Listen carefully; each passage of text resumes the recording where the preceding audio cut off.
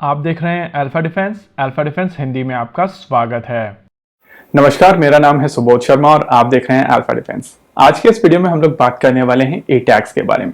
देखिए, advance टोर्ड artillery gun system यानी कि एटैक्स को लेकर ये इन्फॉर्मेशन कुछ समय पहले निकल कर आई थी कि ये गन्स आर्मीनिया को ट्रांसफर की जा रही हैं।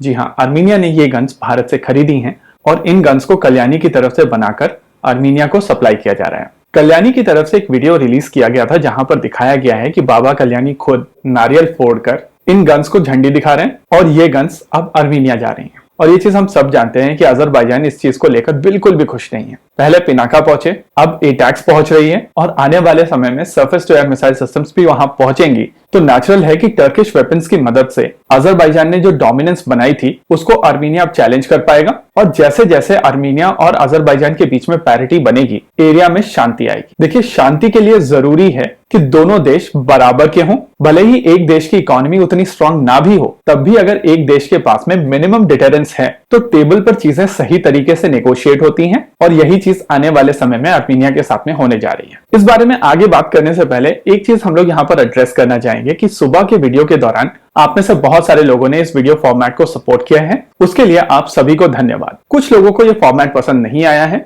तो मैं उनको बता देता हूँ कि चेंज आसान नहीं होता है। ये चेंज मेरे लिए भी आसान नहीं था और अभी भी अगर मुझसे पूछा जाए कि पुराना फॉर्मेट वर्सेस दिस फॉर्मेट, तो मैं कहूंगा कि पुराना फॉर्मेट मेरे लिए आसान था। लेकिन YouTube की जो नई पॉलिसीज आई हैं उसके चलते हम लोगों को धीरे धीरे इस फॉर्मेट पे मूव करना पड़ेगा। इसका मतलब ये नहीं है कि हम लोग पुराने फॉर्मेट को पूरी तरीके से खत्म कर देंगे, लेकिन पुराना फॉर्मेट सस्टेनेबल नहीं है। YouTube की नई पॉलिसी के हिसाब से अगर हम लोग पुराने फॉर्मेट में वीडियोस बनाएंगे तो वो उसको रिपीटेटिव कंटेंट मार्क कर देगा और उसके बाद हम लोगों का चैनल बंद हो जाएगा। एग्जैक्टली ऐसा ही कुछ हुआ है हम लोगों के इंग्लिश चैनल के साथ में और मैं इस समय प्रोसेस में हूं कि दोबारा उस चैनल को रिवाइव कर सकूं। जी हाँ, चैनल इस समय दोबारा बंद हो चुका है और ये जो नई पॉलिसीज हैं उसके हिसाब से अगर आप फेस कैम वीडियो कर रहे हैं तो चीजें आपके लिए आसान है। लेकिन अगर आप एनिमेटेड वीडियो कर रहे हैं या फिर पब्लिकली अवेलेबल फुटेजेस और इमेजेस का प्रयोग करके अगर आप वीडियो कर रहे हैं तो उसको YouTube रिपीटेटिव कंटेंट मानता है और ये परेशानी आने वाले समय में हमें से ज्यादातर यूट्यूबर झेलने वाले हैं। पर्सनली इस तरीके के फॉर्मेट में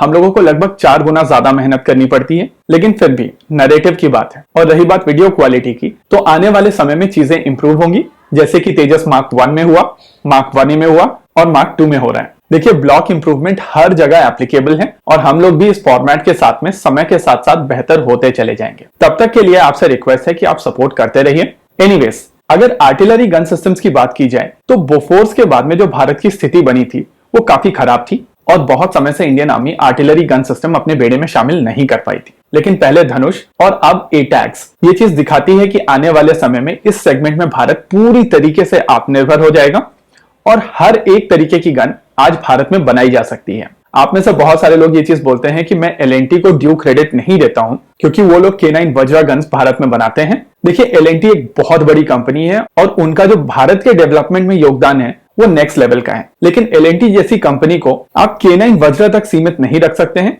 K9 वज्रा एक अच्छा एफर्ट था, लेकिन अगर K9 वज्रा इंडिजिनस है तो T90 भी इंडिजिनस है, Su-30 MKI भी इंडिजिनस है। इनफैक्ट हर वो सिस्टम जिस समय जो इंडियन आर्म फोर्सेस यूज कर रही हैं वो इंडिजिनस हो गया। देखिए, मेरे लिए एटैक्स एक बेहतर विकल्प है।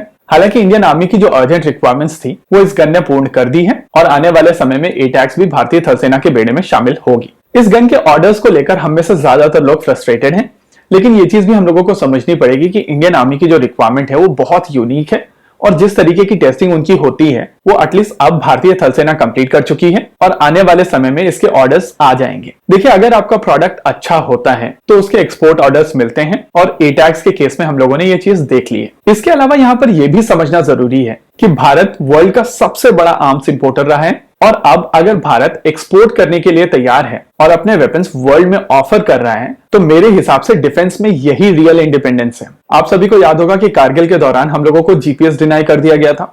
पोखरण 2 के बाद में आपको लगभग हर टेक्नोलॉजी को अक्वायर करने में डबल मेहनत करनी पड़ी थी। हर वो नई टेक्नोलॉजी जो आपने नहीं बनाई थी उससे आपको अलग कर दिया गया था। उसका नुकसान तेजस ने झेला, लेकिन समय के साथ साथ हम लोगों ने उन कमियों को दूर किया है और मेरे हिसाब से भारत की एक बहुत बड़ी उपलब्धि है। और जैसा कि मैं हमेशा कहता हूं कि रियलिटी 2 एक्सट्रीम्स के बीच में होती है, तो वो चीज भी यहां पर एप्लीकेबल है। भारत की डिफेंस मैन्युफैक्चरिंग पूरी तरीके से वर्ल्ड्स बेस्ट नहीं है, लेकिन अब वो वर्ल्ड्स वर्स्ट भी नहीं रह गई है। हम लोग कहीं बीच में आ पहुंचे हैं और आने वाले समय में हम लोग इंप्रूव ही करेंगे। इसी के साथ आज के इस वीडियो में रखते हैं केवल इतना ही।